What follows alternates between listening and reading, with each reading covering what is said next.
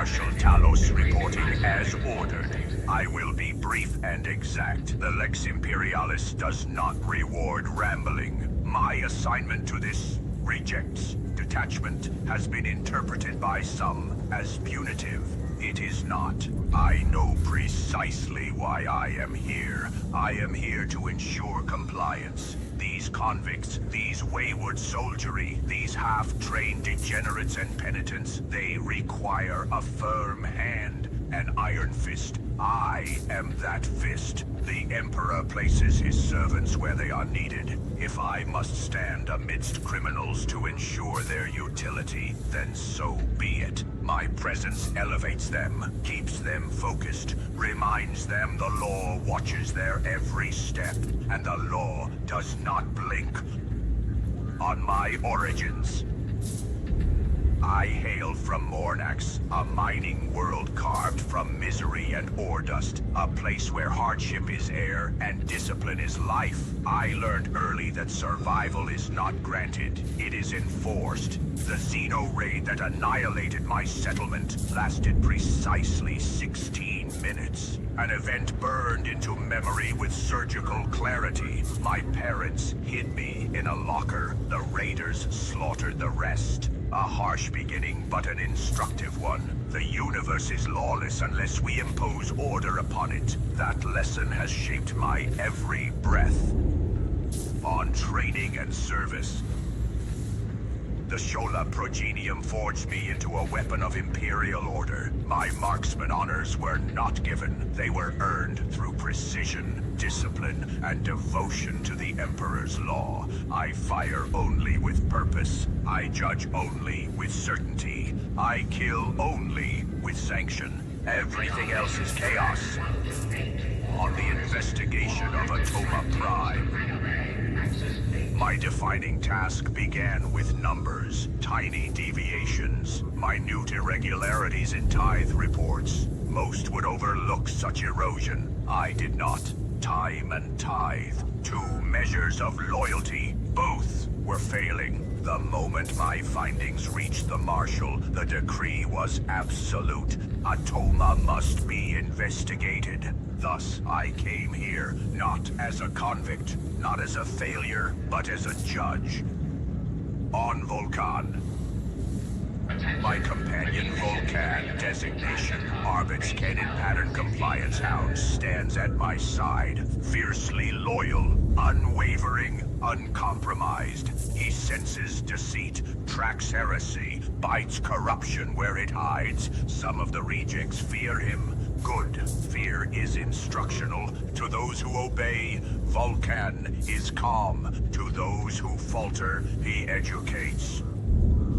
On the rejects, do I trust them? Number. Trust is earned, not assumed. And few here have earned anything more than suspicion. But I will use them, guide them, drive them as one drives a chain gang, forward until the work is done. If they fall, it is their sentence. If they rise, it is by the Emperor's will. And if they stray, I will correct them, personally. Per directive, I will record my evaluations of the individuals assigned to this improvised strike unit. These are not personal opinions. They are judgments derived from observation, testimony, and field performance.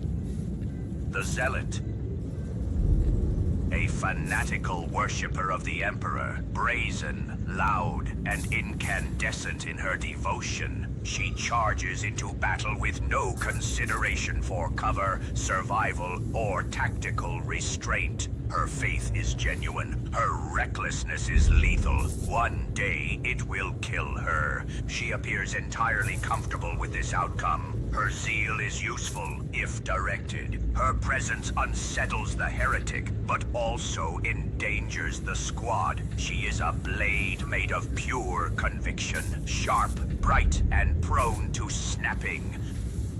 The veteran. A grizzled soldier, survivor of more campaigns than most regiments endure in a lifetime. His cynicism masks competence. His discipline masks wounds too deep for inspection. He has not earned my respect. I do not offer respect lightly, but he holds it nonetheless. His marksmanship is impeccable, his instincts refined, his loyalty conditional but present. If the Emperor wills that I stand beside a mortal in combat, this is the caliber of mortal I prefer. The Ogrin Brick. The name is Brick, though stone, fist, or siege engine would be equally suitable. He is profoundly simple. Too dim-witted to understand fear, too strong to realize his own lethality. This combination is both a blessing and a hazard. Brick does not hate the heretic. Brick does not understand hate. He merely obeys, but he obeys absolutely. His loyalty is pure in a way few humans can match, if he ever turned against us. Emperor forbid. Nothing short of a demolitions team could stop him. The Psyker. A half-crazed conduit of unstable power. He walks the razor's edge between sanctioned usefulness and outright damnation. No man should wield the energies he channels. No mortal mind is built for it. Even the stable ones crack eventually. This one was already cracked before the Scholastia was finished with him. Warp taint is insidious. Temptation ever present. He will require constant surveillance. If corruption takes root, I will act without hesitation. It would not be the first sanctioned execution I have performed. It will not be the last. The Scum. A drug-soaked degenerate from the Underhive. Barely human in habit, wholly chaotic in demeanor, and perpetually on the knife's edge between frenzy and collapse. He hurls himself into hordes of chaos spawn, with no regard for survival, his or ours. He is unpredictable, unstable, unrefined, but he is effective. Desperation grants him a certain feral efficiency, a verminous instinct for survival, even when his actions seem suicidal. If he were given an ounce of discipline, he could be formidable. He has not been, and likely never will be. Final judgment. Individually, these rejects are flawed. Collectively, they are volatile. But under the right authority, my authority, they can be shaped into a functional weapon. I was deployed to keep them in line, to ensure compliance, to prevent collapse, to judge and enforce when necessary. And I will. What they become is not up to them. It is up to the law. Talos, Proctor Marshall, signing off. Vulcan, heal.